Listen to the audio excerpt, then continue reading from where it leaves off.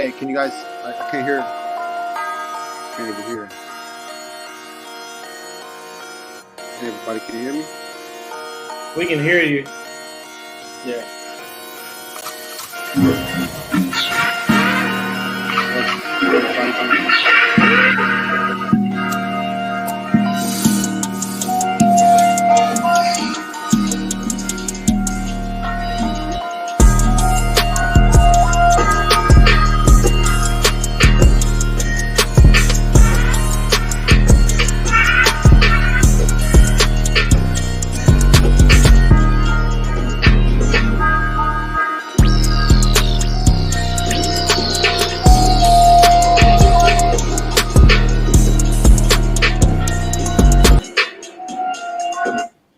Ladies and gentlemen, we about to this episode of the 49ers Round Check, where we about to get a check-in on once a week daily, man. What's up, everybody? What's up, CG? What's going on? What's up, guys? I'd like to introduce the new members of the crew, which we got Melissa Rebel, and we got my boy, the hottest free agent in the crew that we call 49er Dion, 49er Game Podcast. And we got the coach, the DB disciple. We got my boy Moses, and we got the newest member of the game that was the coach that we call 49er Breakdown in this building. What's up, man? What's up, Hey, how's CG? it going, everybody? How's it going, everybody? It's going good, man. Yeah, we can hear you. Okay. Yeah, man. So, y'all wanted to talk about the draft. So let's start on the flow with Dion, man. He wanted to get the topic, man. Give me your thoughts of the draft, man. I'm going to keep it a buck. I'll be honest with you. I wasn't necessarily too happy. Number one reason I wasn't too happy is strictly based on the fact that we're supposed to be protecting Trey Lance, yet we don't have a center and we don't have either guard. I am not of the ilk where I believe that John and Kyle think that Aaron Banks was going to crack the starting lineup last season. Really? You didn't dress that man until the end of the season, and he only dressed for special teams, but he was going to crack the starting lineup, but you didn't want to break up a good thing? Come on.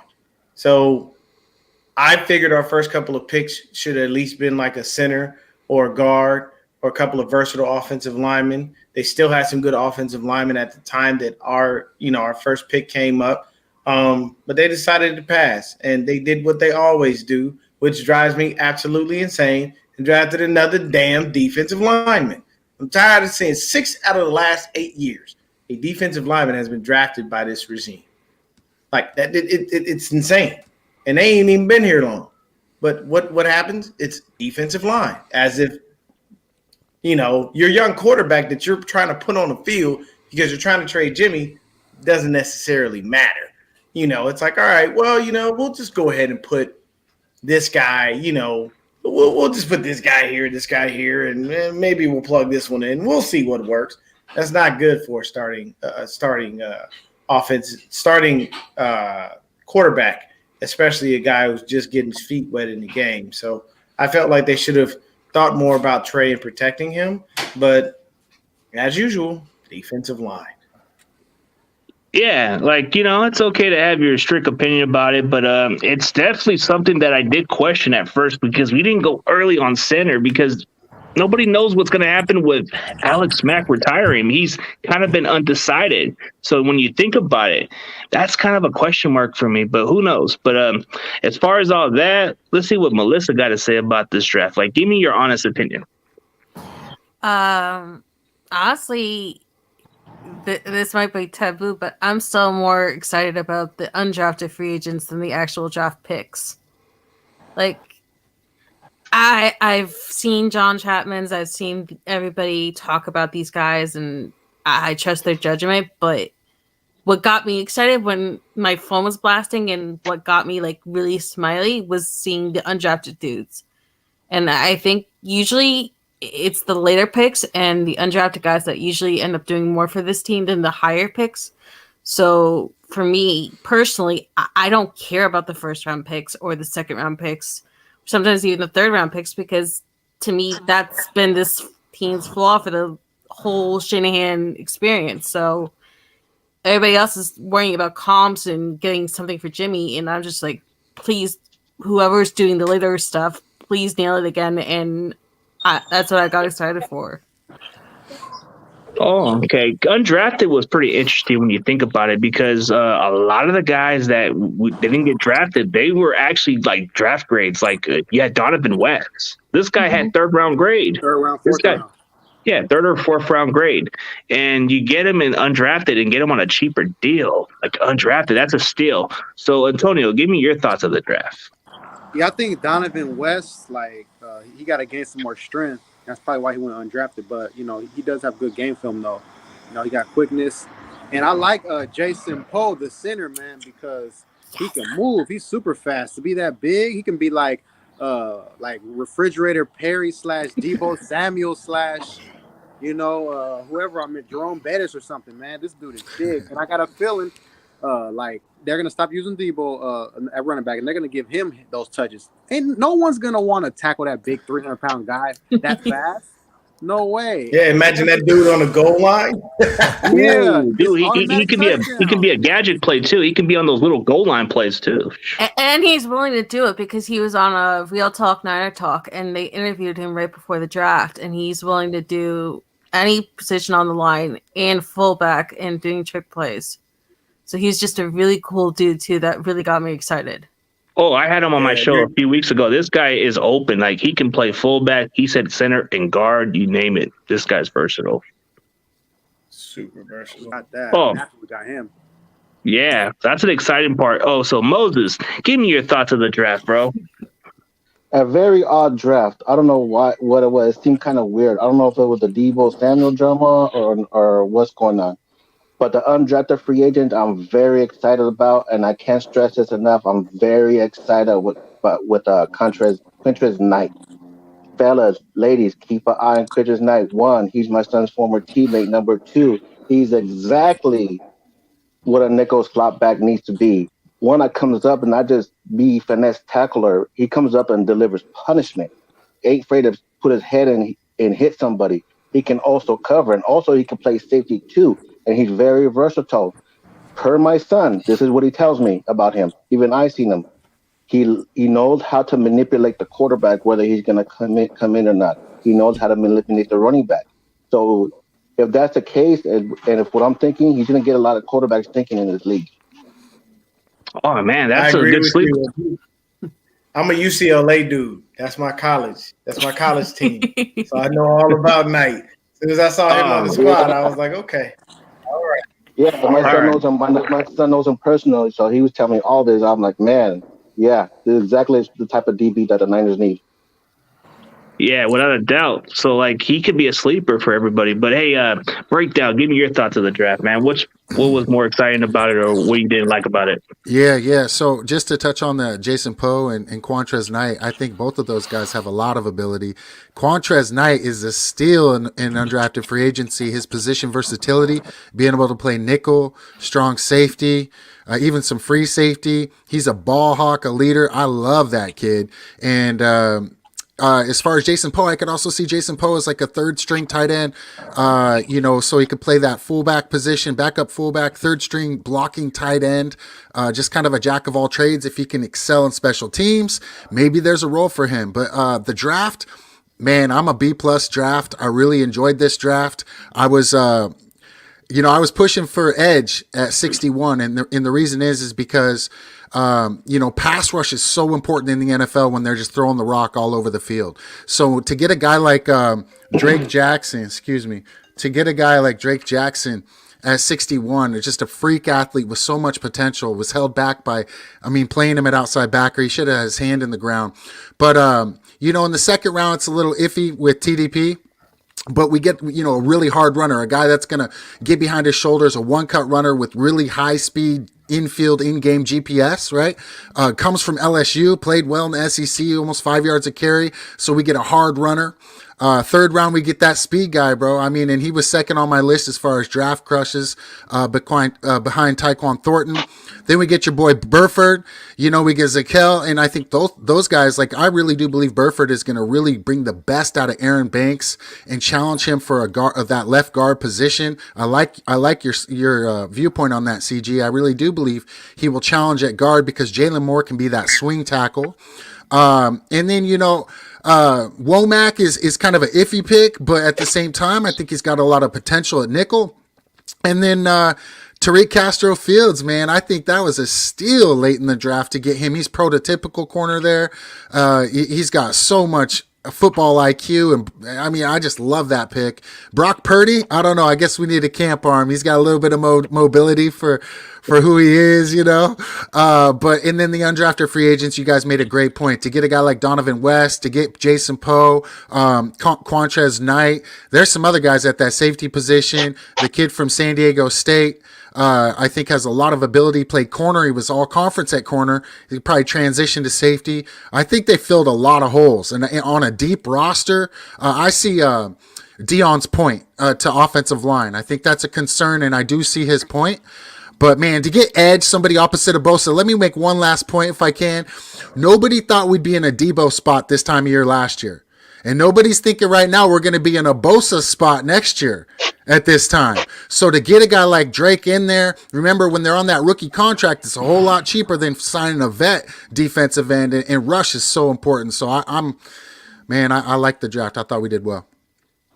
Yeah, I mean, I give it a solid B because we did go by depth pieces, but like what Dion just said, we didn't address much of the other needs, you know? Like, I guess that you're not a big fan of the edge rush, which I understand because it's always been a common draft thing. We always go edge rusher every other year, so it can be frustrating for us Niner fans to say, why do we keep going edge? What's going on? Like, you know, it's like we signed Dee Ford a lot of money, and he hasn't panned out. We've taken experiments with other players. It hasn't panned out. I do like the Drake Jackson pick for whatever reason because he'll be on the rotation. He's got solid upside. Like, he can be really good. As long as because if you look at next year, our edge rushers are going to enter free agency. So you only have like one guy under contract, and you know who's under contract next year? Well, they got Bosa because they claimed his 5th-year deal, right? Yeah, but then after that, who else? Drake. Jimmy Ward, right? Ebukam. No, Ebukam has one more year. Okay. Brandon, Yeah, he's done. No, Drake Jackson. That's it. Just Drake. Yeah, just Drake. I'll give a brief explanation on why I was not drafting another edge rusher. Why did we sign all that talent that we did in the offseason? Why did we go get Teray? Why did we go bring back Hyder? Why did we go and bring back Jordan Willis? Why do we still have Charles Omenihu? Why do we have all these guys who've ingratiated themselves in the system and know the system and have to just develop into the people that they need to be? Why did we go and do all that if we were just going to draft a guy at 63 to basically try to push those dudes down the depth chart? What's the significance of spending money that we don't necessarily have because we still have a worthless quarterback on our squad that's sucking up cap space because, you know, our GM and our head coach seem to love him for some ungodly reason when our playoff runs had nothing to do with him, but that's a story for another day. But I did my film work on Drake Jackson, and yes, he is tremendous. But the issue is still paying another worthless guy by the name of Dee Ford. How do you give an injury-prone player an injury clause? Like, this is just, I mean, you know, you start thinking, like, come on, man, what are you doing?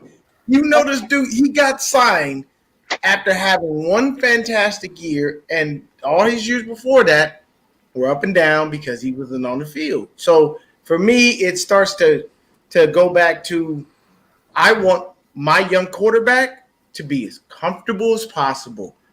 And when you don't have 2 guards in the center and all you have is 2 tackles, and technically speaking, we only have 1 tackle because we don't know how McGlinchey's going to look. We all know he is a grade A run blocker. He is a grade D to F pass blocker. He's ass and pass. We all know that. So that's why I started thinking if we're really going forward with Trey, let's solidify this O-line for the young man and back him in public, please. Stop with this. You ain't fooling nobody. Everybody know 10 ain't worth nothing. Like it did this. Well, we're prepared to keep Jimmy. We would love to hold on to him. He's too great of a player for us to absolutely, let go. We've got enough space. You keep Jimmy in that locker room. Mark my words, you'll destroy it. Yeah, I can't disagree on that. Like, there's some parts where you're kind of scratching your head a little bit. Like, why did we go all edge rusher? Like, we signed a lot of dead pieces. You would think, man, we got enough pieces, but then we draft other players that we don't even expect to get. Like that Ty Davis Price guy. I didn't expect us to go running back that early. That's just my honest opinion about it. But as far as all that, it's like, dude, I don't know. Like, it's kind of like we're going a little confusing at times. But what do you think, Melissa? What do you think of this? I feel like our first pick was John and our second pick was Kyle. Because John loves some defensive linemen and Kyle loves some damn running backs. He does. And Kyle because you know what I've learned? Kyle can make any running back in his system work perfectly. It's not QBs. Everybody thinks it's QBs. Look at the litany of running backs that have come in here, UDFAs or just regular dude. They always excel because that zone running scheme works well when you have the proper pieces on the O-line. And that's what you've seen over the years. Matt Breida. Who knew who Matt Breida was before he was a Niner? Nobody. And where's he at? In Miami. Doing what? Nothing. They cut him. He's cut. Tevin Coleman did. He was a good 1-2 punch with Devontae Freeman. What happened? Kyle left. Hey, Tev, come on over. What'd he do? He played. He balled. He did pretty well. He did the gritty work. You know what I'm saying? So we running backs, we're good. But I'm not. Ty Davis, I watched this film. I don't really like that pick myself. Yeah, I was like, I'm not impressed. I looked at everything. So, I mean, I liken him to Jeff Wilson Jr., which we already have. He's a banger. He's going to get the hard in between the tackles type yards, and he has a little burst of speed. But, I mean, he ain't running an 80-yard. He ain't hitting a Raheem Mostert. He's not hitting a home run. That's not – somebody will catch him eventually. Okay, so, I just think it's very crazy how we just go with a running back who doesn't give you that breakaway speed like the way you look at Mostert. We're going with the power backs. It seems like that's the route we're going to. Like, you look at Trey Sermon, he's not a speedy back. He's a physical type back. And that's just the way we're going. The offensive line, have you been surprised how we've been changing our scheme a little bit? Like, Melissa, you got to be surprised how we're changing our system a little bit with the O-line lately. Okay. My biggest relief this offseason has to be that Tom Compton is finally off this roster, away from my eardrums. I don't have to scream and pull my hair out anymore. Like, I cannot tell you how many times, I know that I think it was the Rams game or was it the Bengals game? It was one of those games where he had two decent blocks for Debo in the red zone, and it was like, well, this is why they kept him. And I'm like, this is a fluke. This is not good. Kyle had this weird fascination with anyone who's ever worked with him before. It's like, okay, Atlanta, I understood because that was your last team, but then you went back to Washington and you just kept going back and back and back and back in the Shanahan system. So I had major issues with that. So that we're kind of moving past some of his worst traits is a relief to me, but I didn't like Aaron Banks. Dion has seen me enough to know that I've hated this pick for a very good long time. I think they brought him in specifically because McGlinchey went to the front office and talked about his fellow Notre Dame player. I think they brought him in to hope to God to spark something in McGlinchey so that they didn't have another first-round bust. And so... yes, it would be nice to have the Creed Humphreys. It would be nice to have the versatile, high-rounded offensive lineman. That was my draft question. I'm still bitter about it. But I think Jalen Moore kind of proved to last year that yes, these guys are like gonna be projects, but he had more heart and more fight and grit in him from what I've seen. So maybe for us, as much as we hate it, it's better to go later rounds for these guys. Because the 1 year Brunskill and School, I mean, School has fallen off a lot, but they showed up big in 2019. They were really clutch. They kept the undefeated streak going. Nobody thought they were going to produce the way they did, and they kept moving around for when McGlinchey was hurt, when Staley was hurt. So, but I like, especially with a young quarterback, for them to go big time on the offensive line. Yeah, but at the same time, my biggest fear is the first round again, and that is Eric Armstead. And if we don't seriously address the opposite side of Bosa, we're going to kick Eric out to the edge again. And that's been proven that's not his strength. So if it means Eric Armstead gets to stay inside and be where he's strongest, then I don't like it. But yay, we went defensive line once again. Yeah, I don't disagree on whatsoever, but it's just like it's questionable picks. Like you just said, the Aaron Banks pick. Maybe by conspiracy, like the way you said it, McGlinchey is buddies with the guy, so that could be a connection. Maybe that's no, maybe but they stated that for a fact that he literally went to Kyle and John that day, and he talked up his former teammate. And I think Kyle, one of his biggest flaws is that he listens to the media too much. It doesn't help that Phil Simms is in the media and talks a lot of shit, and that's his best friend.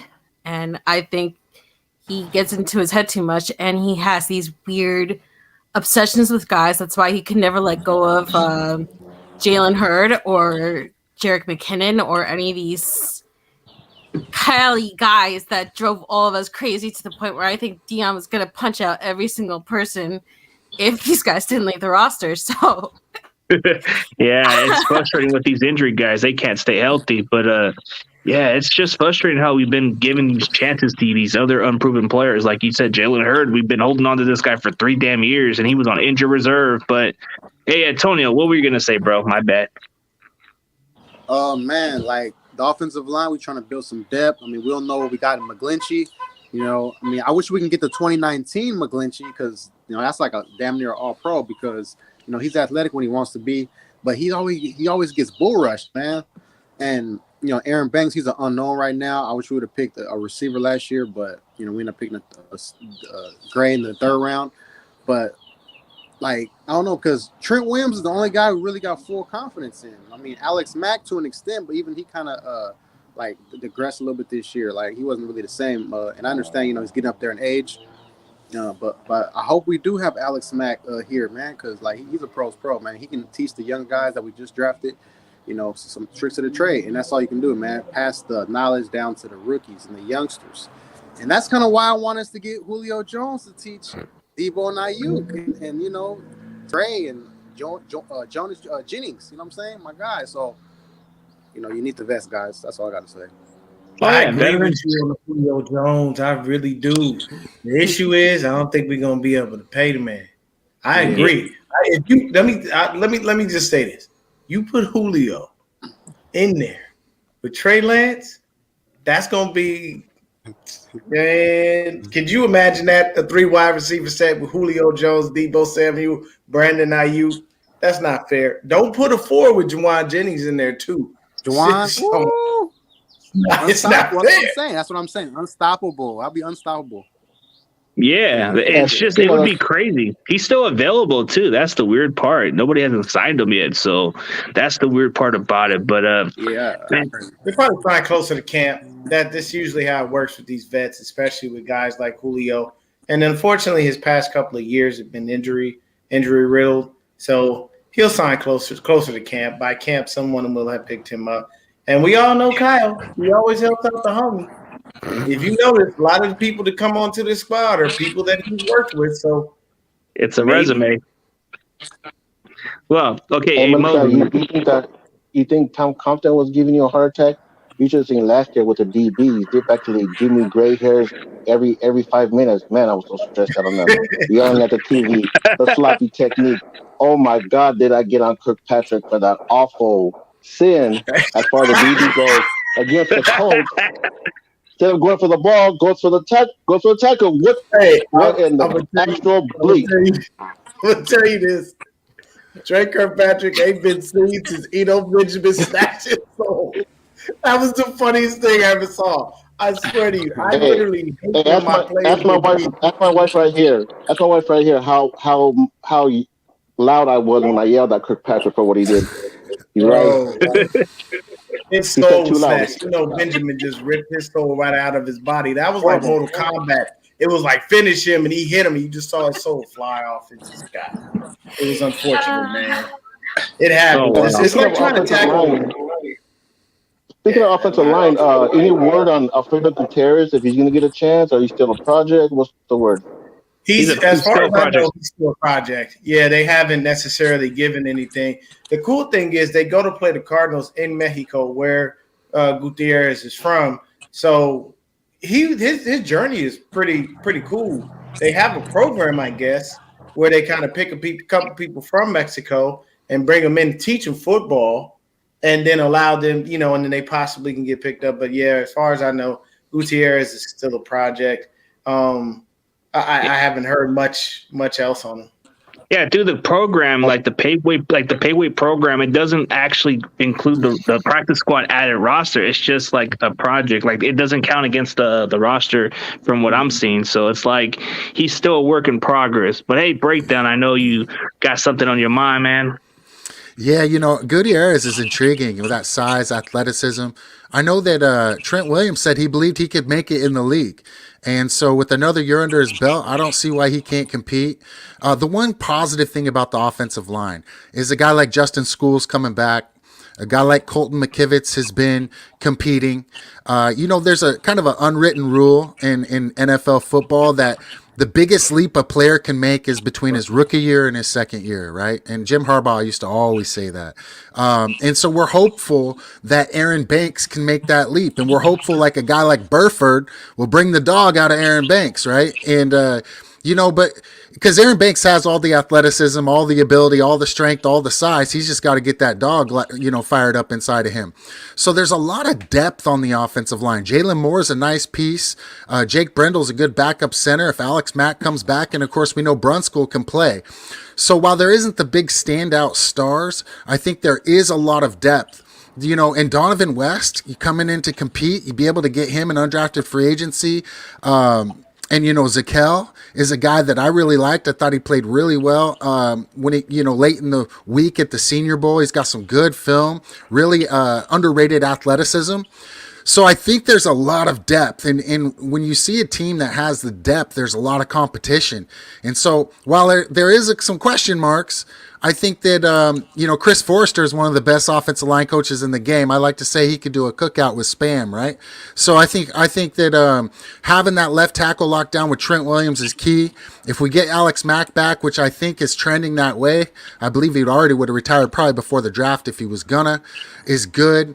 And then just to follow up on the wide receiver, you know, question with Julio, I'm kind of out on that. I feel like if Debo's on the team, you know, Debo and Ayuk is a 1-2, Jawan Jennings is a 3, Danny Gray is a 4, Malik Turner is really a heck of a player in a lot of ways. He was number 4 on Dallas's depth chart last year, and they had 3 stars at receiver.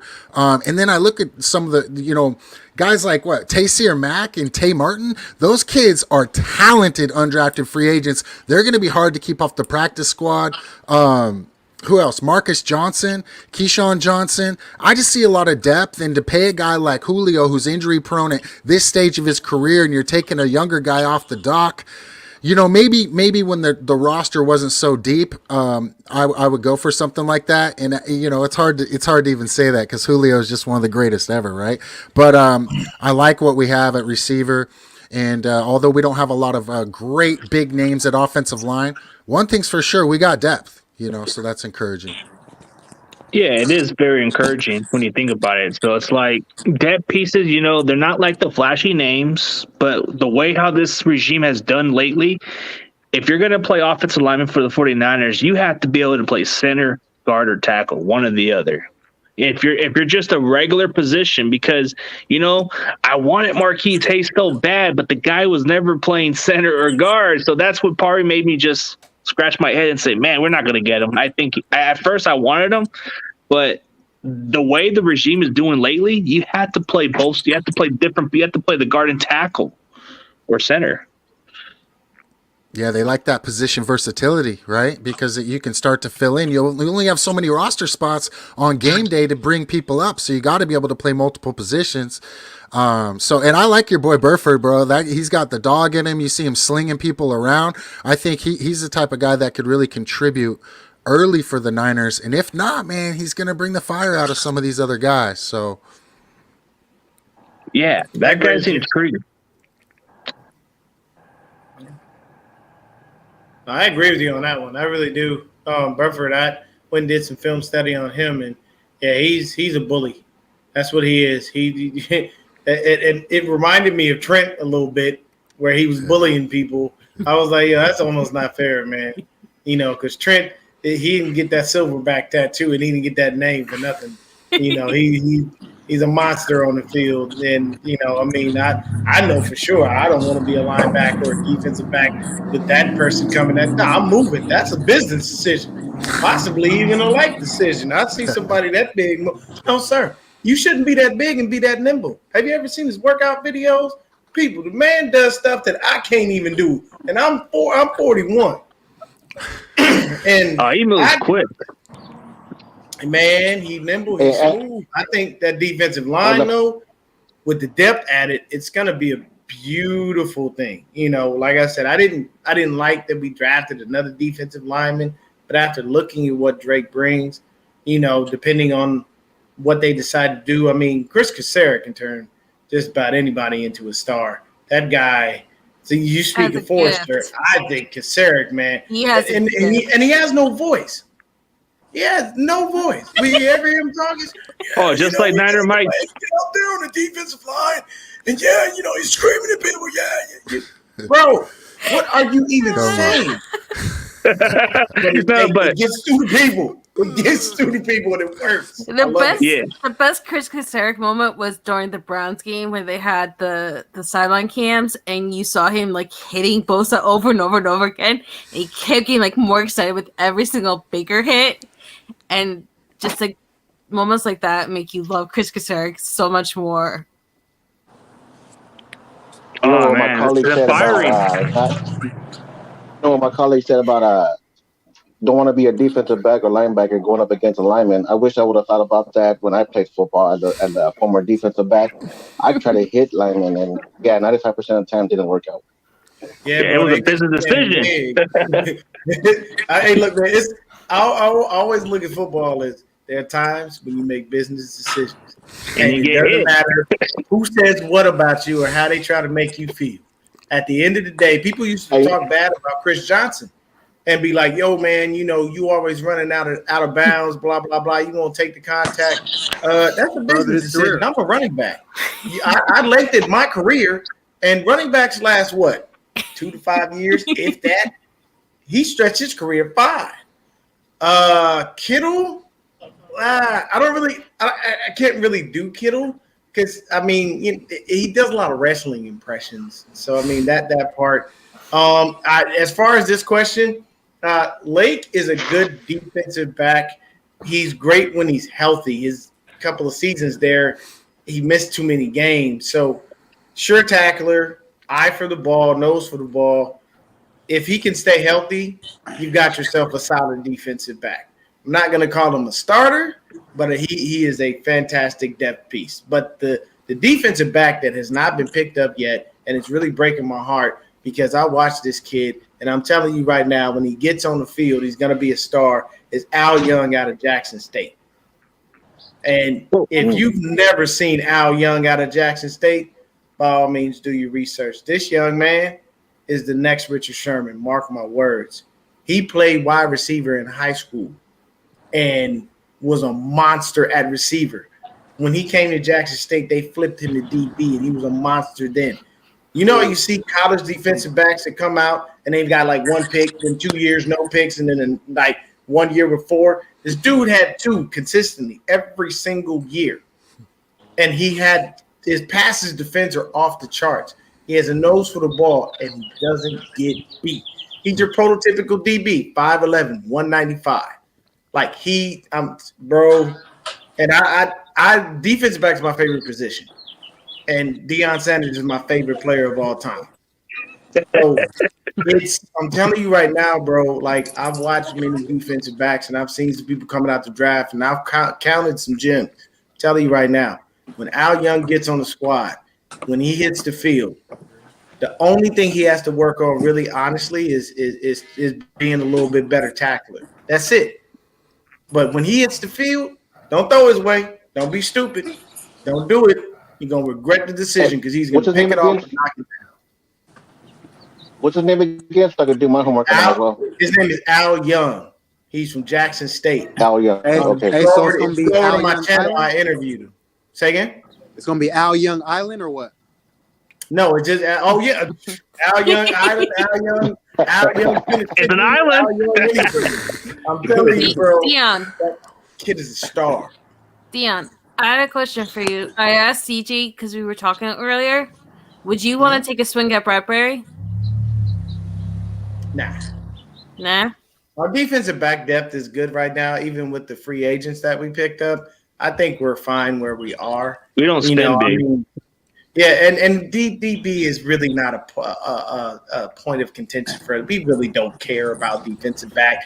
Why, I don't know. But it's just been proven throughout our years. We go dollar store, man. We don't go to that expensive route. I mean, Bradbury still has some good years in him for sure, but I don't think we'll take a fly on this kid. I mean, just realistically. That's true. When we go defensive back last year, what did we do? We was in Dollar Tree. We was in Family Dollar, Dollar General, 99-cent store.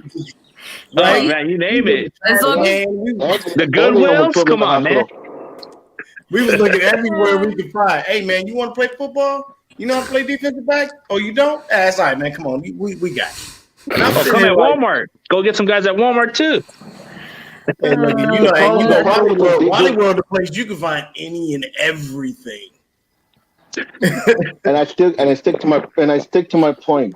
I don't know what kind of coaching they did last year as far as DB goes, but I'm going to tell you right now, I'm going to say straightforward, that DB coach needs to be fired. He's garbage, and I'm ready to apply for the DB position. I'll coach these boys up. Real proper.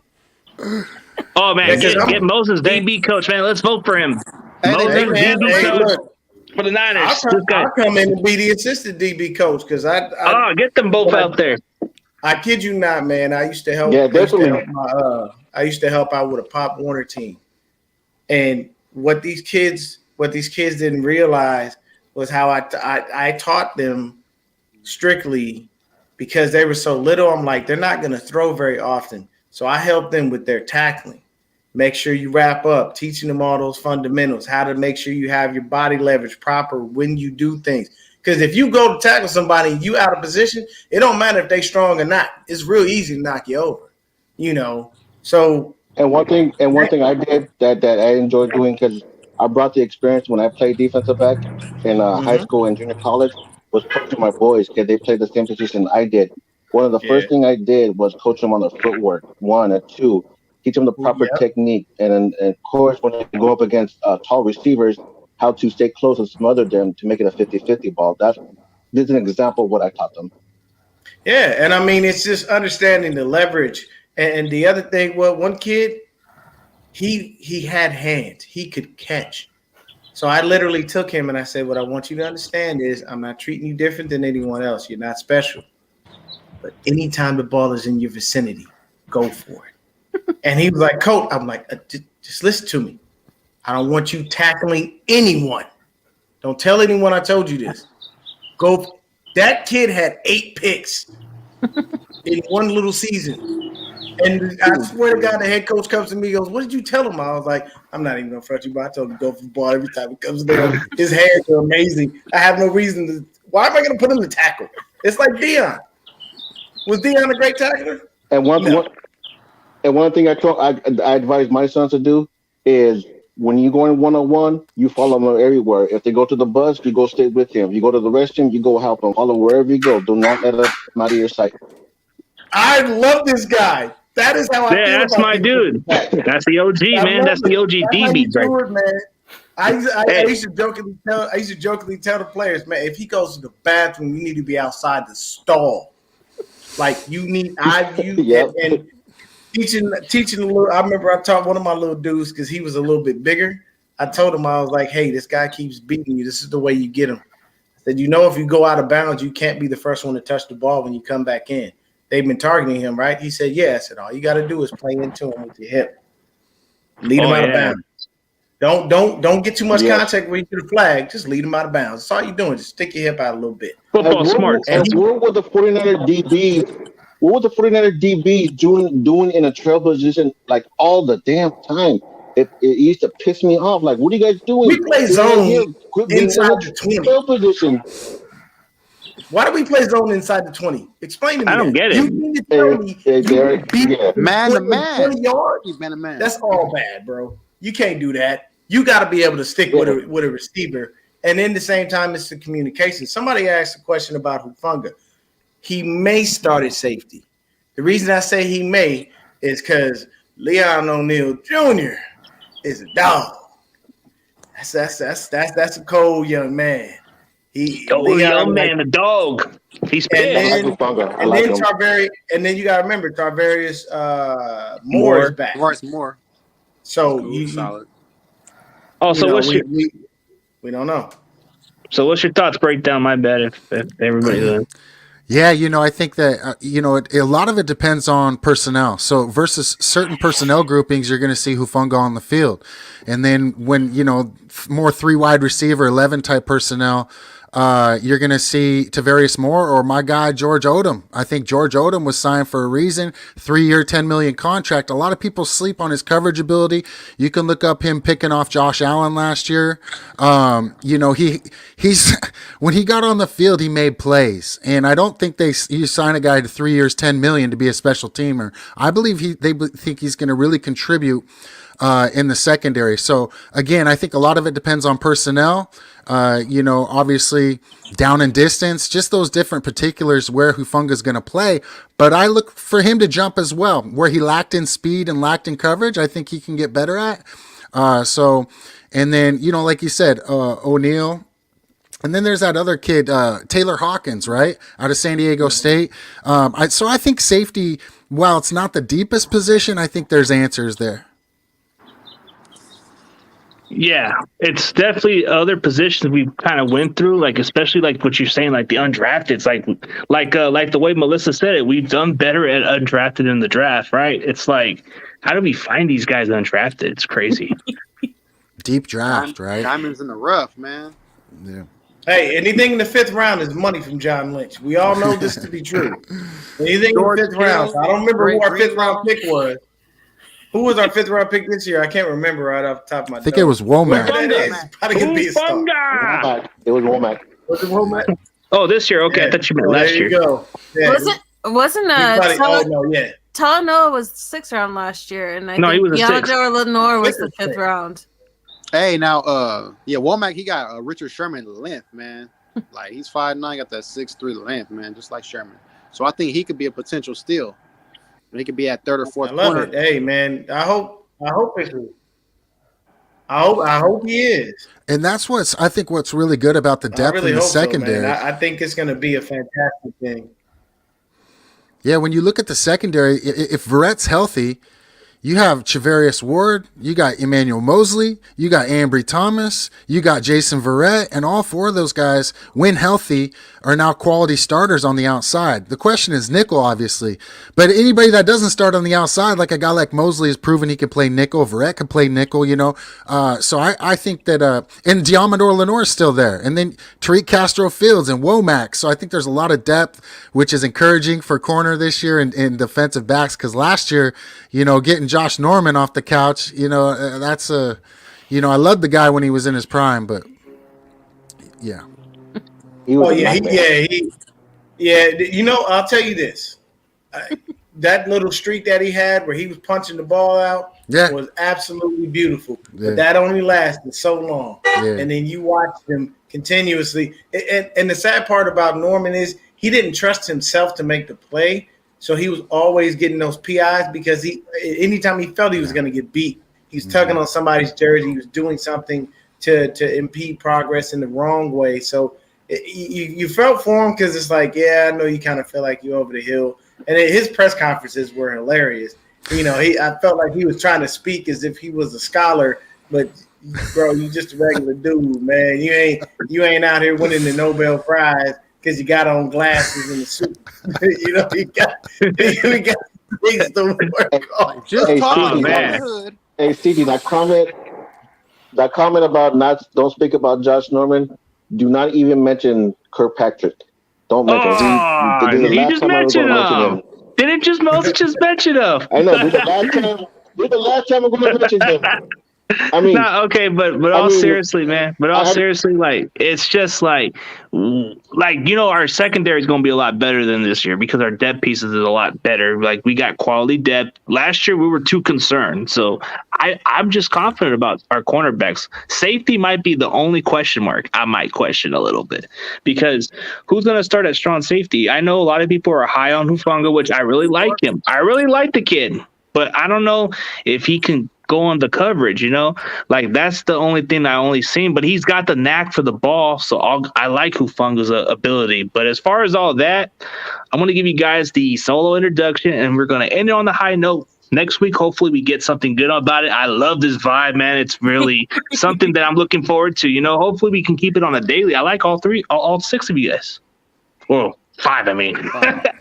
But okay, I'm going to give the flow to my boy Antonio, and then y'all can just do what you got to do, and then we're going to end on a high note.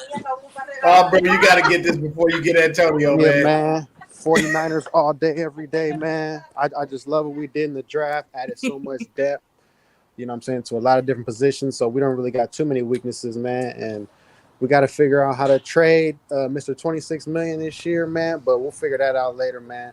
At the end of the day, I think we're going to win no matter who's behind there just because of the talent everywhere else, man. And I'm excited that we got – this might be the best, 4 wide receiver group maybe we ever had. Like Samuel, Ayuk, Jennings, and Gray. Potential, man. Gray can take the top off. Jennings, that big third down guy, man. It seemed like every time he made a catch, it was a first down or a touchdown to me.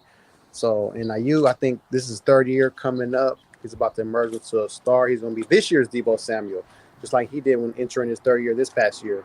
So, yeah, you guys, my channel, 49er King 510. Like, subscribe, hit the notification bell. You know what I'm saying? Love y'all, man. I'm out. All right, Melissa, I got you solo. Hi, I'm Melissa. Follow me on Twitter. I'm always in chats on YouTube for different podcasts. You can find me at NJ49IZZY. It was fun to be on, and thanks for having me. Anytime. Oh, here you go, Dion. I want to put you on the solo, bro.